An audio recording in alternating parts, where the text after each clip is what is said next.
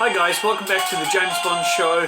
I'm your host, Krazy Kajeevie, with no fears, limits or substitutes, and this is my co-host, the one, the only, 00 Scooby. Alright guys, I'm going to get straight into this. This is a new segment called Wednesday Wonderment. So I've got the Tuesday Smackdowns, which is film versus film, and on Wednesday we're doing Wednesday Wonderment. What is Wednesday Wonderment? Wednesday Wonderment is anything that is just wow, wonderful, wonderment, amazing, wonderful, mixed with amazement, really. That's what Wonderment, Wednesday Wonderment is.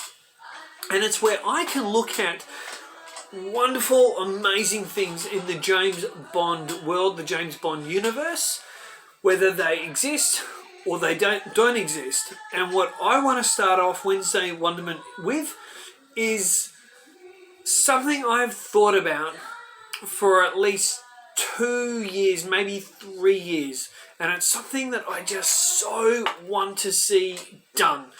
I want to see Diamonds Are Forever remade. Yep, I want to see Diamonds Are Forever remade. And not only do I want to see Diamonds Are Forever remade, I think it should be remade. Now, it would probably be awkward if there are two films out there called Diamonds Are Forever, the 1971 Sean Connery edition. Isn't that right, Scoops? So, I've got a completely different name for it. But it would be set right after On Her Majesty's Secret Service. And you're thinking, crazy, what do you mean, how? I'm going to get to that in a second. So I've also got a title change for it. So instead of Diamonds Are Forever, I would call it Death Isn't Forever. That would be my title for it. Death Isn't Forever or Death Is Forever. One of those. The death section, the death in it, basically it's about Tracy, really. It's kind of about Tracy. And Forever, Death, Forever, Blofeld. What Bond is going to do to Blofeld when he catches up with him. Now, here is the kicker of why Diamonds Are Forever, aka Death Is Forever, would be remade. How it would be remade. Are you ready for this? Guys, don't freak out. Don't put on your little, no, don't put on the brakes. Hear me out here. George Lazenby comes back as James Bond. And you're thinking, what? Crazy, get off the crack. Well, you're probably thinking, are you on crack? No, guys, you get off the crack. George Lazenby comes back, but how does he come back in this since he's like 81 years of age at the moment? CGI. Diamonds Are Forever, basically remade, renamed Death Is Forever as an epic one-off film for the fans, where Eon Productions put up the money. You get the permission of George Lazenby, you get him fully involved. I'm sure he'd love a buck or two as well. And you don't necessarily have to use him, but more his permission, his blessings for this film to be remade. And it's remade by having him back in full CGI. Now, if you have a look at what they did with Rogue One, with Grand Moff Tarkin, Peter Cushing died, I think it was the late 80s, he may have died. Peter Cushing played Grand Moff Tarkin in Star Wars Episode 4, A New Hope. The CGI, the way they brought back his face was absolutely incredible. And I know people who had no idea that Peter Cushing was dead. They didn't know that actor. And they had no idea that was a CGI character. No idea at all. And of course there are a few smarty pants when the film came out. Oh, it's CGI. Oh, I knew it was CGI. Bull crap. Unless people knew about the fact that Peter Cushing was dead, there is no way anyone who had no idea who he is that picked out that that was CGI. Now, in the Mandalorian Season 2, when they brought back, sorry, potential spoiler warning here, guys, if you haven't seen Mandalorian Season 2, so maybe just skip ahead 30 seconds. I haven't seen it either, but I have seen the scene that everyone raved about Luke Skywalker coming back and Mark Hamill's Luke Skywalker back. But it was a de-aged, whether they actually got to use Hamill on set, I'm not sure. But it was basically a CGI face of Hamill. Now, it didn't look very good. But don't let that put you off. Obviously, I don't know, cheaper budget on that. But Rogue One, what they did with Grand Moff Tarkin, and they hedged the whole film on it, because if that CGI didn't work, the whole film would be dead. And that's the same thing with Death Isn't Forever, aka Diamonds Are Forever redo. The whole film would be done. It would be cactus if the CGI didn't work. But the CGI is at such incredible levels, and you get the best people on the planet doing it. Now, could you use George Lazenby in scenes where he's walking and talking, and then a voiceover is done, his voice is redone, whether it's through a computer, and it's made to sound almost exactly like it was back in 1969's On Her Majesty's Secret Service, and then his face could be with the mocap and stuff like that, and the little dots, and then redone later in CGI. That is what I would love. Why though is it so important that this film finally gets made? Because at the end of every time you watch On Her Majesty's Secret Service, right at the end of it, there's no continuation for that film. Diamonds Are Forever with Sean Connery is the worst James Bond film ever made. And I say that even over Die Another Day, because Die Another Day at least had action, entertainment, interesting editing, for the most part, a fantastic score by David Arnold, and it had invested actors. Where Diamonds Are Forever coming right after, and especially with how cult legend status and loved On Her Majesty's Secret Service is now, when you put Diamonds Are Forever on after it, it's an abomination. It's terrible. There's borderline no action. It's got the worst PTS, pre-title sequence, ever.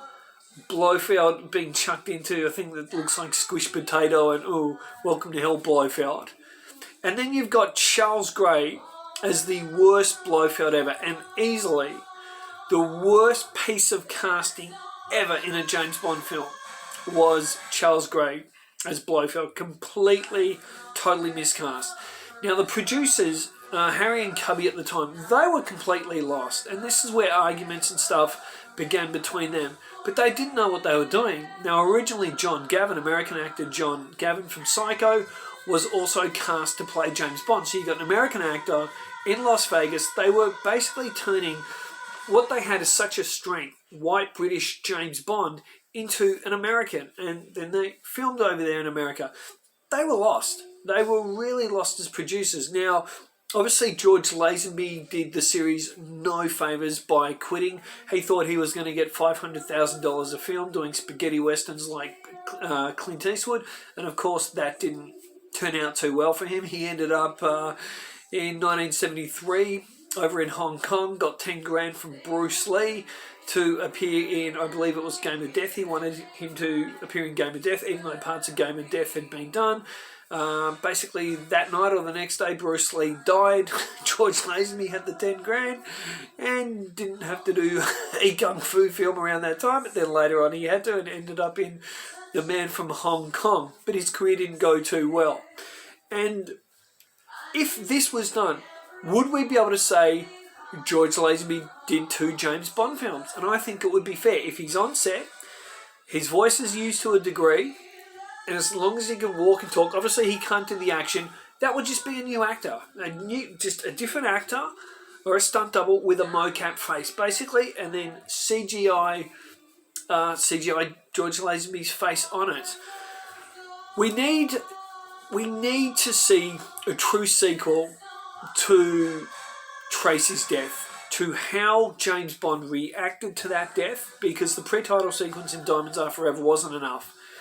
I mean, the best bit about that, he grabs a bra off Marie, I think it was. It's like, where's Blofeld? And he's strangling her and whatnot. And he's punching out a few other people in it.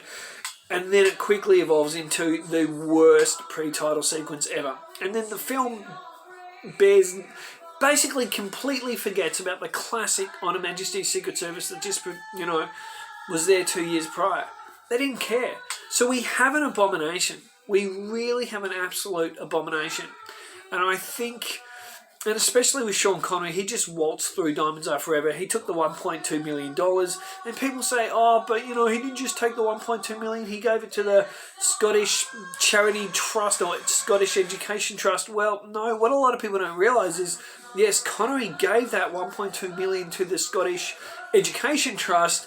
But what he also did is he had about I believe it was between a 5 and a 10%, or maybe more, maybe 20% gross of the film's box office. The film, I believe, from memory, Diamonds Are Forever, made over 136 million.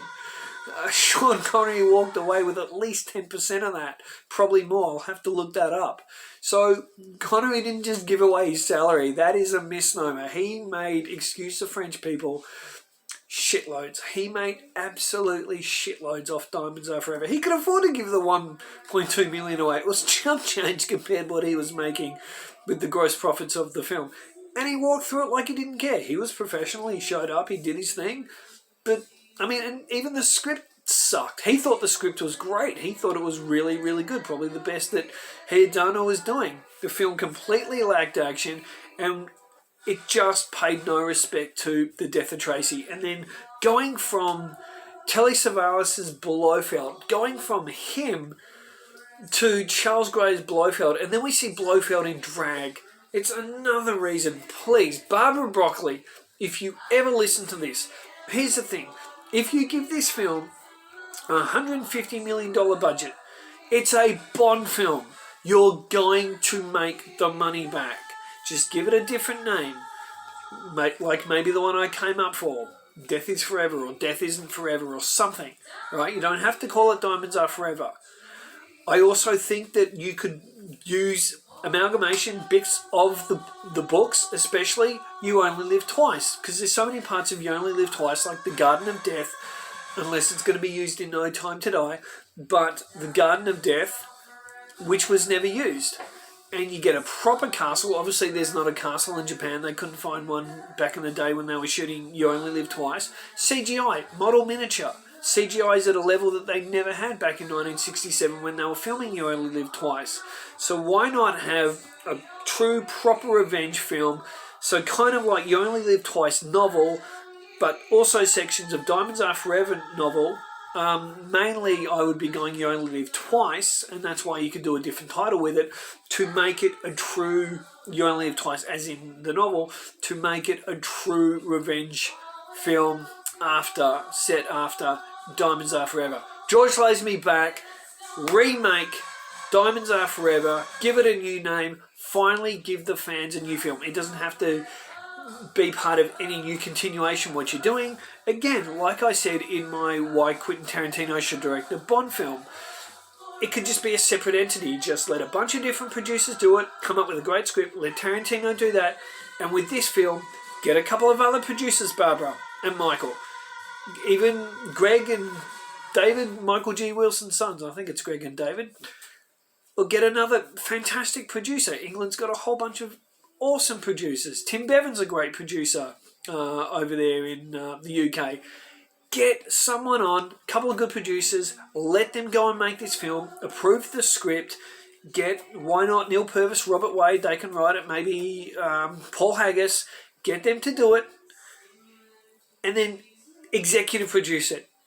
Keep your sticky fingers out of it, Barbara. Don't micromanage it. Just let these people go and make a proper, awesome sequel to Diamonds Are Forever with CGI George Lazenby. Guys, I'd love to know what you guys think about that. What you guys think about that idea. Is it crazy? Do you think I'm nuts? Or do you think, hey, you know what? Why not? Let's just do it. And I guarantee you guys, the CGI in it will be flawless. People who do not know the whole George Lazenby story, you take some dopey little girl you're going on a date with, she won't even have a clue that it's a CGI George Lazenby. Or girls, if you're big Bond fans, you take a dopey little boy, whatever. Don't want to be sexist here. Do we, Scooby? No. So tell me, guys, in the comments below, what do you think?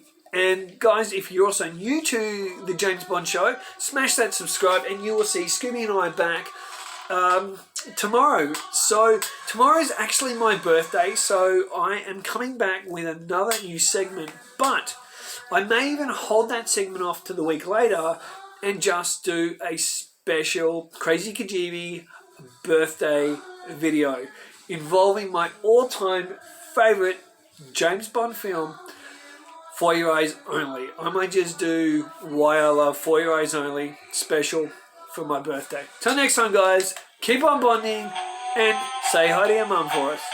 Come on, Scooby, let's go.